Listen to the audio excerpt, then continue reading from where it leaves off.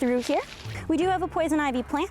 You've probably heard the saying before, leaves of 3, let it be.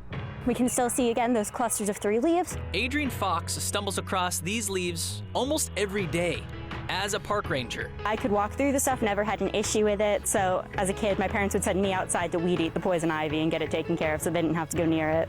But more and more people may soon start itching harder and longer if they come across the toxic plant as our climate changes. A group of scientists tested the effects of increased carbon dioxide on poison ivy, mirroring the amount of CO2 expected in the atmosphere in the next 20 to 50 years.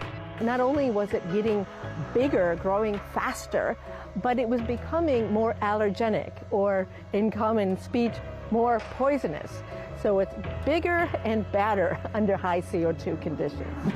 With the increased levels of carbon dioxide, the size of the poison ivy plants increased dramatically. We're talking 150%. And so did the amount of urushiol they produced. That's the toxic oil causing all those itchy rashes. Watch out for this one.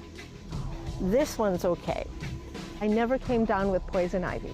Not till I started studying what ended up being the most poisonous poison ivy on the planet. In 1950, poison ivy had just 15 milligrams of toxic oil per plant. In 2007, the study found an increase in average of 40 milligrams.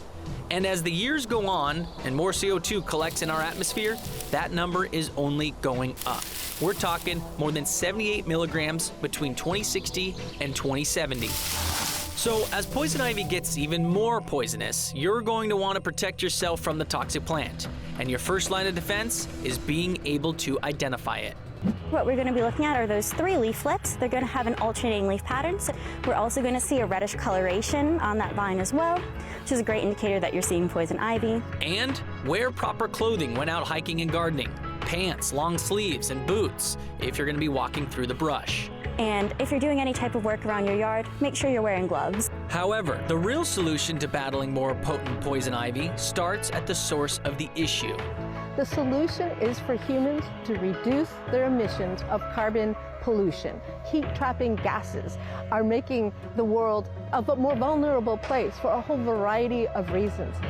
As soon as people can start reducing carbon emissions, we will be so better off in a myriad of ways.